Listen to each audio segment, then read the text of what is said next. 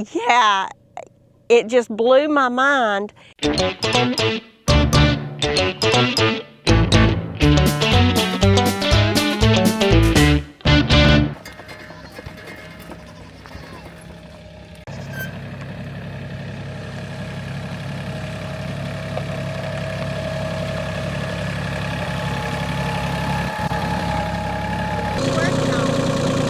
We are building a goat barn. I'm going to cut some wood to strip out the outside to screw metal to, and to start making stalls. Yes.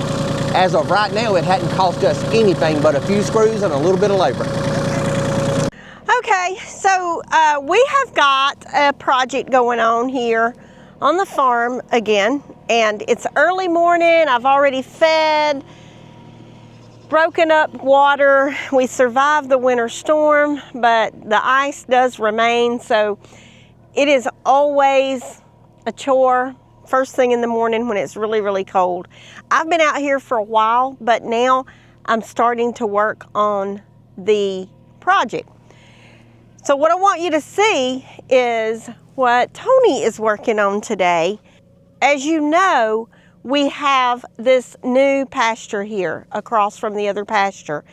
And what we've been doing is transferring the animals in the morning over to it, and at night we'll transfer them back to the barn because there is absolutely nowhere that they could stay and be out of the elements in this little tiny pasture. And I say tiny, and I take that with a grain of salt.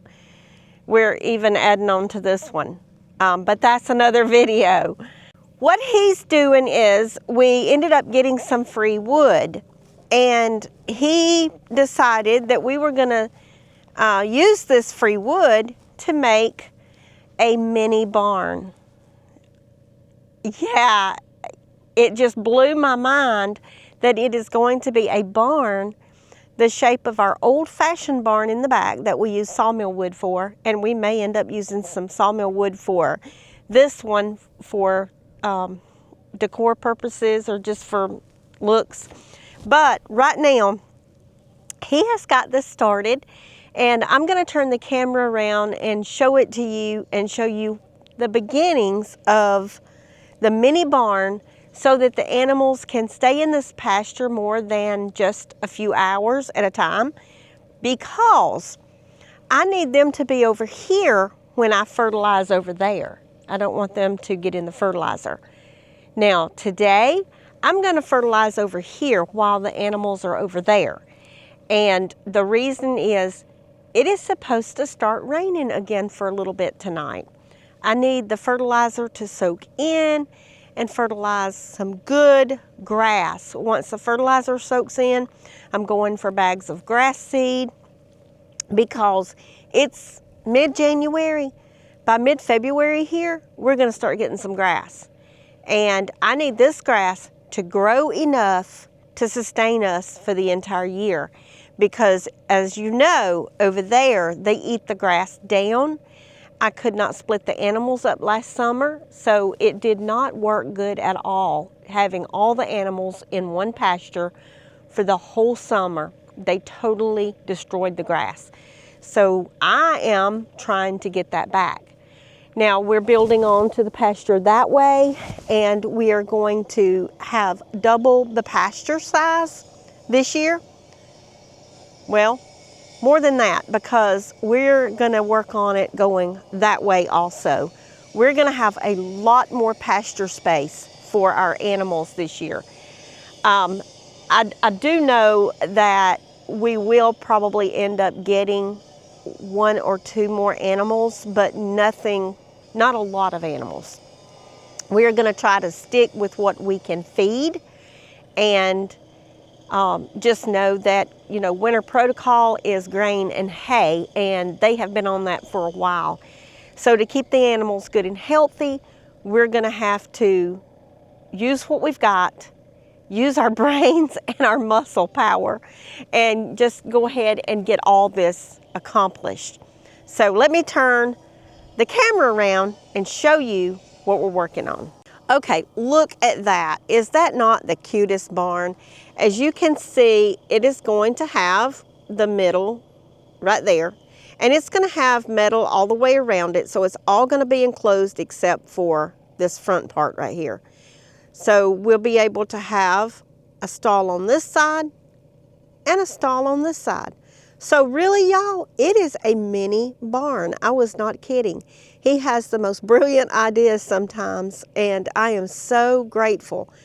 He is quite handy to have around.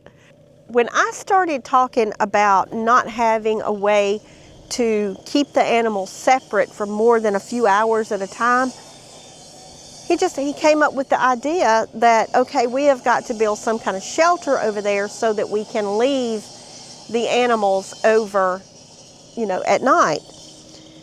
But then I said, well, what kind of shelter? Because, Shelter Logic makes shelter. I mean, there's several that makes portable shelters, and that was the idea I was going with. And he said, look, I've got some free wood. Why don't I build something more permanent, and you can actually house some feed in one of the stalls if you want to. Just, keep the animals out, and then I can feed over here without having to transport feed or hay. That was brilliant. Y'all, that was brilliant. Like I said, he's quite handy to have around sometimes.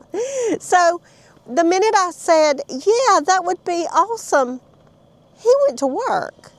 And here we are. So today, here's the plan. I have got my handy dandy tricycle here, and I have got some fertilizer and a spreader in there. So while he's working on the mini barn, I'm going to be spreading fertilizer in this pasture because I see some grass trying to come up. The goats have been really trying to clear up all these red briars that are in here. And they do love those red briars, and they will eat them down to where the grass can grow, but they need more than red briars too.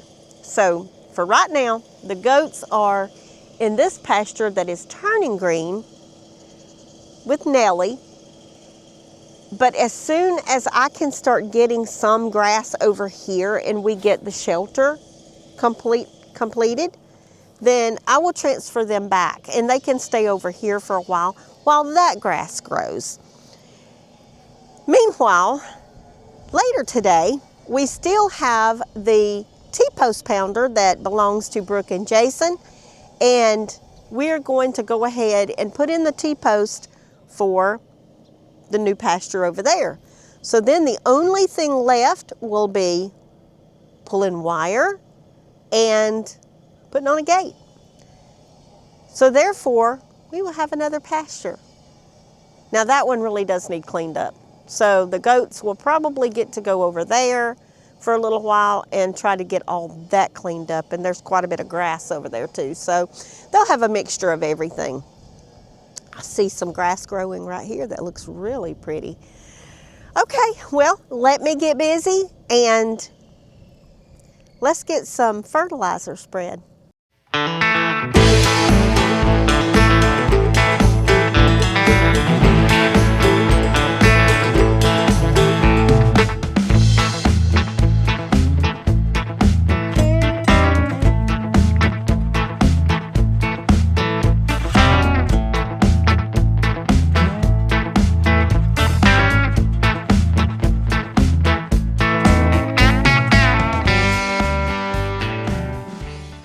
Well, y'all, he got the wood ripped down into smaller pieces, and he is putting them on the side now, and that's where the metal is going to hang. Y'all know it's like 30 degrees out here, and that man is in a pair of shorts. You will never see him wear long pants unless he's headed to work or church. But that is going to be our barn, our mini barn. And it is going to be cute. I can't wait. So I've got fertilizer down on the whole pasture now. And it should rain a little bit tonight. Once it rains tonight, then hopefully the fertilizer will absorb over the next couple of weeks. Anytime the moisture is here, it should break down and absorb more and more into the ground and get ready for some light tilling. Not really tilling. I'm not going to till. I'm going to break the top of the soil. Maybe run a disc, not all the way down on the tractor, just to break the top surface of the soil to accept some grass seeds. And once that grass gets to going, then I can work on that pasture over there. Everybody is looking at me like, why is Candace so special? Because she gets to get out and play. But Candace does not know she's a goat yet. We're not going to tell her right now. Later, maybe. Hey, guys. They are licking ice over there. They have water. I broke up their water earlier. But they're goats. They like water in the ditch better. And over here, we've got Sweet Dixie standing guard, keeping watch. And Sophie, she's walking the fence line. And Nellie, of course. Nellie is Nellie. Everybody's watching us. What are y'all doing? So now I've got to, while he's working on that, I've got to go over here and drag limbs in the pasture and get the pasture cleaned up over there and get ready for when I have to fertilize and break the surface over there. The boys are, well, one of them's laying down. Look at there. Oakley is laying down. He has gotten his belly full. All right, y'all. Quick update on the winterized chicken coop on the back of the barn. It worked perfectly, y'all. I went in there and checked the temp, and it is so much warmer, y'all. It went down to 19 degrees here. Heavy frost this morning. And their water never froze, and I do not have the water heated. I simply have the plastic up over the wire, and I have a heat lamp for each side of the chicken run. I put straw down to hold the hot air during the day and release it at night, and I feed them their corn.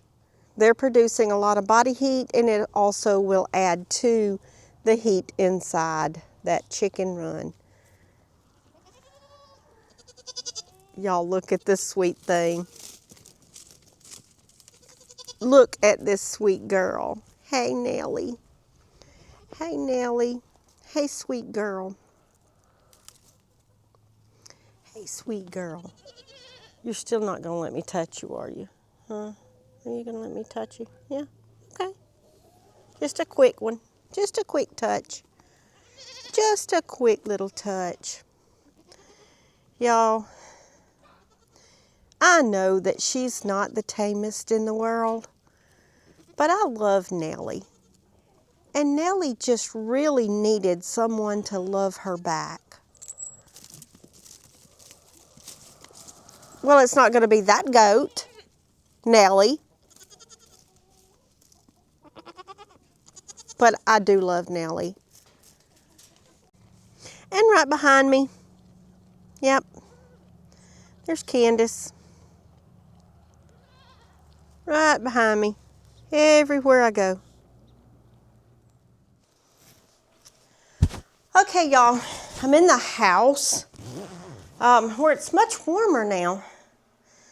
But I know you guys are wondering about the emu eggs, and I promised I would give an update today on the emu eggs. So here we are. The first round of eggs before she surprised us with another couple of eggs are done. Here are the things that was the issue with every egg. And I went ahead and I opened every egg just to be sure of what was going on. And the chicks did have edema or some swelling, lots of fluid in the eggs, and they were in the wrong position. They could never hatch. There was only one chick that was in the proper position to be able to hatch. Now, according to the research and that instructional video that I watched, it was all due to being in a high humidity. Now, the next couple of eggs that I have are still in the incubator, but they have been in the proper humidity for most of their incubation. Those were the eggs that I was able to adjust the humidity on. So I'm very hopeful that I can get a chick out of those eggs. But right now there are no more in the hatcher itself because we are just not there yet. I am so sorry that I don't have better news and that I don't have an emu hatch that I can share with you guys. But, you know, things happen and we live and we learn. Now, if I don't get an emu hatch from the next few eggs, will I give up? No. Giving up is not in my vocabulary because Goldie is going to lay again. This is not going to be her last batch of eggs, and I want one of Goldie and Nugget's chicks. You know, I want an emu, but wouldn't it be special to have one of the little golden nuggets? Yes, it would. So, no, I will not give up. Yes, I will try to hatch their eggs again. Now, I also read this little bit of information that sometimes during the first fertilization of eggs, it doesn't work out so good. Some of the chicks were very deformed inside those eggs and would never have had a chance to hatch. With that being said, it could have been that first fertilization thing. So yeah, we're going to try again. We're not giving up hope. We're going to stay positive here on G&G Farms. I am very sorry that you guys don't get better news today. I apologize for that. But I feel like at this point that I have done my research, I have learned a lot, and I have made changes that I need to make in order to incubate and hatch these emu chicks. I feel like that I've given it my all. Now, I will continue to give it my all. I will continue to run those incubators and hatchers as long as I need to be able to get a golden nugget. So excited to be able to continue. Now, if one of the next couple of eggs does hatch, then hey, we may have some good news. And it will be better timing because y'all, it's cold right now. I would have to keep these emu chicks in the house for longer than what I would probably want to, because, you know, odors happen. So, yeah, and, you know, God may know timing better than I know timing. But here's to keeping our fingers and toes crossed, y'all. Hang in there. We may get a chick yet. But in the meantime, y'all farm on.